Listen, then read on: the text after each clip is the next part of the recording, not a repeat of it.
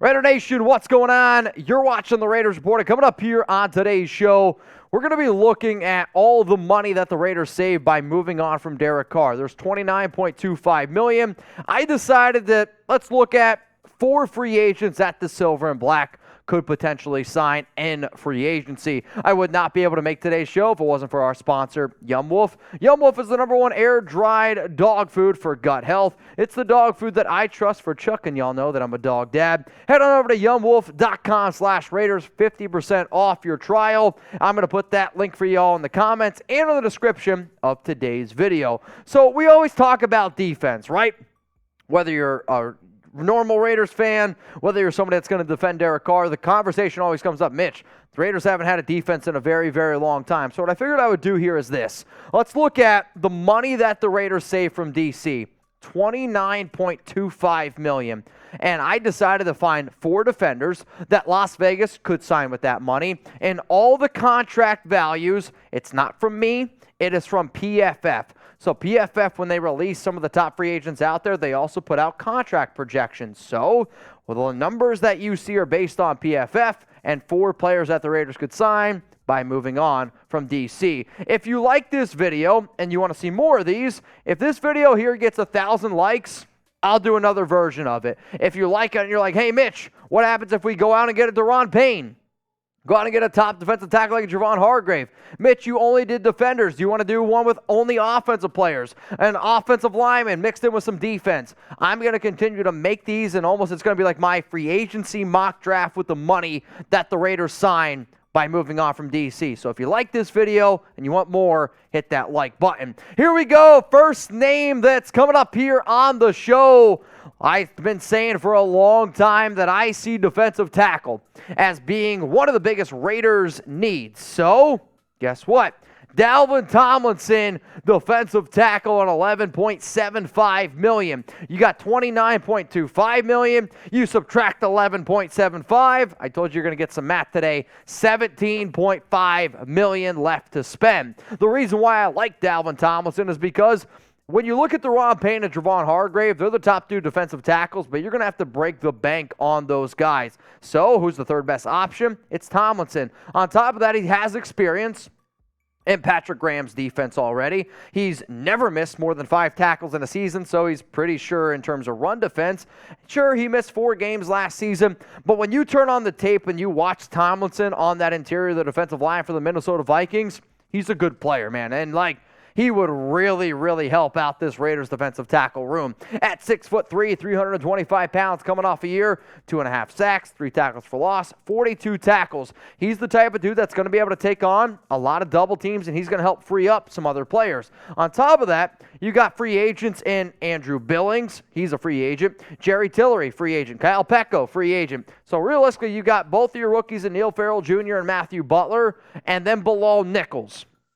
That's not inspiring a lot of confidence in this defensive tackle room. Dalvin Tomlinson, according to PFF, last season played in 550 snaps, had an overall grade of 77.1, a run defense grade of 63.8, and a pass rush grade of 79.1. To me, Tomlinson is going to be able to really help you out in multiple facets of your game, not only stopping the run, but I want a defensive tackle that can also get after the quarterback. In terms of career stats, he spent his first 4 years with the New York Giants. As you can see, the numbers are up on screen. And then the final 2 years with the Minnesota Vikings. I will always bring up this comparison because the Raiders running back coach, Kennedy Polamalu, yeah, it's a running back coach, but he still was on the Minnesota Vikings in 2021, and who knows, maybe there is a little bit of a connection there. In 2020, when Dalvin Tomlinson had Patrick Graham as his defensive coordinator, he played in 648 snaps, a 75.1 overall PFF grade,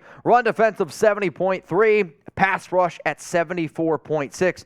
Dalvin Tomlinson is a player that I would love for the Raiders to be able to bring in. Before I show you the other 3 dudes that I'm signing with the money saved from the Derek Carr being cut and move, I want you to subscribe for daily Raiders videos. I never want you to miss a thing. Draft videos, free agency, breaking news. If it's Raiders related, we're going to be covering here on the show, so subscribe and turn on those noties. Next player here that the Raiders are going to be signing, let's go with Julian Love. Safety from the New York Giants. So I had $17.5 million. You subtract $7.75 million, which means I have $9.75 left to spend.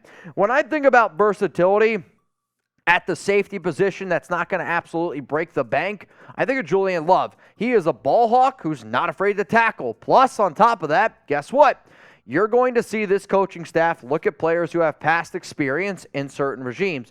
Julian Love has experience in Patrick Graham's system. I will admit, the two probably worst years of Julian Love's career is when Patrick Graham was the defensive coordinator of the New York Giants. So some of you are like, well, why would you want to bring Love in? Because this past season, he took a step. Julian Love was one of the best safeties in the National Football League this past season. 124 tackles, 2 interceptions, 5 pass breakups. On top of that, I think when the Patrick Graham system is at its best, you can mix and match. You can move dudes all around the football field, whether your safety is going to play in the box, whether he's going to be dropped back. You know you have Trevon Merrick, right? He's going to be your top safety this season. However, if Julian Love comes in, he might be your top guy. You need to find a replacement for Duron Harmon. Duron Harmon at strong safety, I will admit, I would love to be able to bring him back. I think he's going to be less than $3 million. But if you have Love, it just gives you more versatility, which is what I know this Raiders team is ultimately looking for. Throughout his first 4 years of his career, Love, these are the numbers. And the turnovers, that's what TO stands for. This is interceptions and forced fumbles. He is a turnover maker. He's a big-time player. He would be a good fit. From a PFF standpoint, this is Julian Love's career PFF numbers. And I'm going to concentrate on the final 2 years. Because in 2022, a 70 overall grade.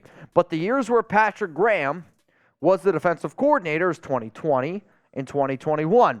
Does it come with risk? Yes, it does. Maybe Love doesn't even want to play with Patrick Graham again.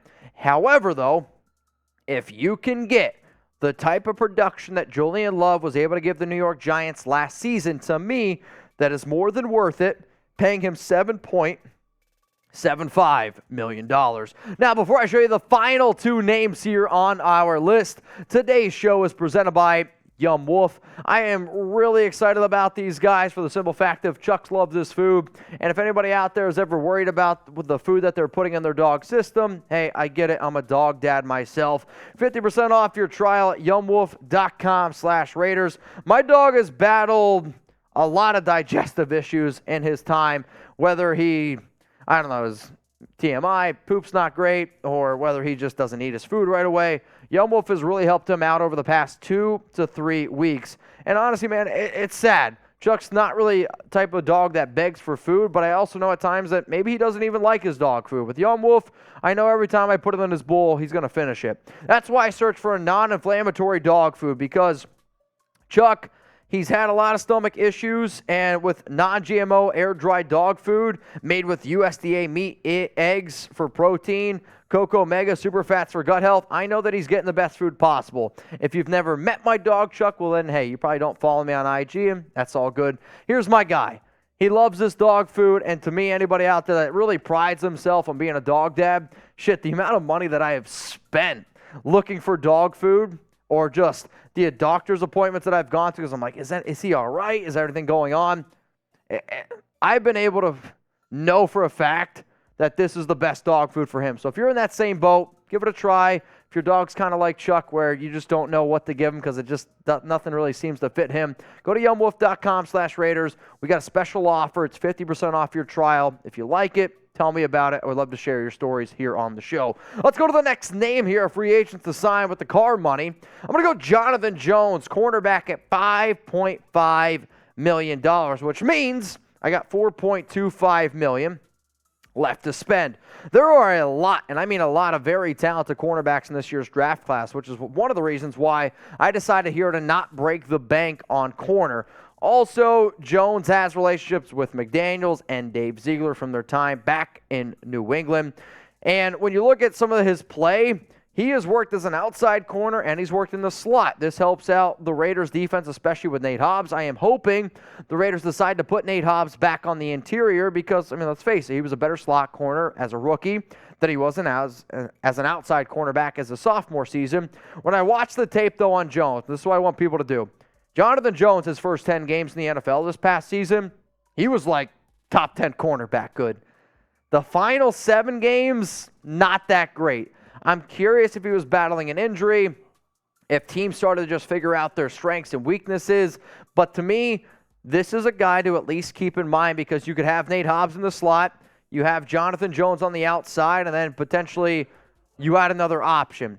In terms of overall of what could potentially happen here, you have Nate Hobbs, you got Amik Robertson, Rock Ya-Sin is your free agent, and this would be a cheaper option to be able to replace Rock. In terms of career stats, he has spent all 7 of his NFL career with the New England Patriots, coming off a season where he had 69 tackles, 11 pass breakups, 4 interceptions. Was he targeted a lot? Yes, no doubt about it, right? Overall, in terms of PFF grades, a 68.1 grade. Run defense grade of 70.0. He did not have a single pass rush. What do they have? He had pass rush grade. He did not have that. A coverage grade, that's on me, of 67.9. His coverage stats, when targeted this season, he was targeted a combined 91 times and 52.7% completion percentage. Gave up 588 yards and 5 touchdowns. Some of y'all are going to look at that as a lot. But hey, look at the quarterback rating. Quarterback rating when targeting Jonathan Jones this past season was 73.0. That is good enough to be a cornerback 2 in the NFL. And if you have Nate Hobbs, Jonathan Jones, and then you draft somebody, you got a pretty solid young cornerback class there, which I like to see. Now remember, y'all, if the Las Vegas Raiders, if they sign any defensive player in free agency, hell, if you sign anybody in general, I'm going to be going live. I'm going to be going wild, and I can't wait for it to happen. So here's my question. If Las Vegas signed all defensive players in free agency, would you be okay with that? As much as we have put concentration on the quarterback spot, offense, defense is where this team needs to get better. Would you be okay if the Raiders and free agency went all defense? I'm curious. The final player here that I am signing is Drue Tanquill. And he made $4.25 million according to PFF. Overall, which, yes, I used all of my money here, but hey, it just ended up working out mathematically. The reason why I like Tanquill is because, does he have experience in the AFC West? Answer to that is yes. Has he gone up against some other players? The answer to that is yes. He's also been very good in situational pass rushing this past season. He rushed the quarterback 70 times, 15 pressures, 5 sacks. It's a very, very high win rate. On top of that, he proved to be a good coverage linebacker. I've been doing this show for a long time, and I've been begging and hoping that the Raiders could finally get a good coverage linebacker. And one of the other reasons why I'm not going to spend as much money on linebackers, because I think it's the easiest position to be able to replace. It's the running back spot on the defense. 146 tackles last year, 5 sacks, 10 tackles for loss. Pretty good numbers, right? Especially for a guy that you can get at $4.5 million. You got to try to be able to replace Denzel Perryman and Jayon Brown. This is not a Denzel Perryman replacement. It is a Jayon Brown replacement. I know when the Raiders signed Brown, they were looking for a coverage linebacker. In Tanquill, this is what you're hopefully able to get. And because you signed a linebacker so cheap, who knows?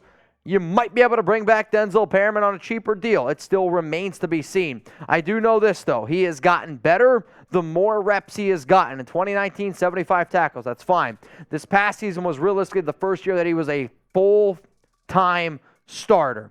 You guys know I like Kyzir White. Kyzir White is a cheaper option. I do think Tanquill, after watching a little bit more film on him, would help out this Raiders defense a little bit more. 66.5 overall grade according to PFF. Yeah, the run grade's not great. That's not what I'm looking for here. I'm looking for a coverage linebacker.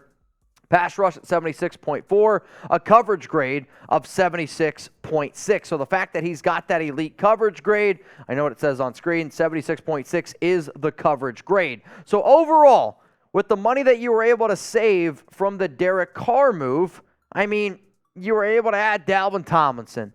You were able to add Julian Love. You're able to add Jonathan Jones. You're able to add Drue Tanquill. So here's my question to all of you out there. Grade my signings.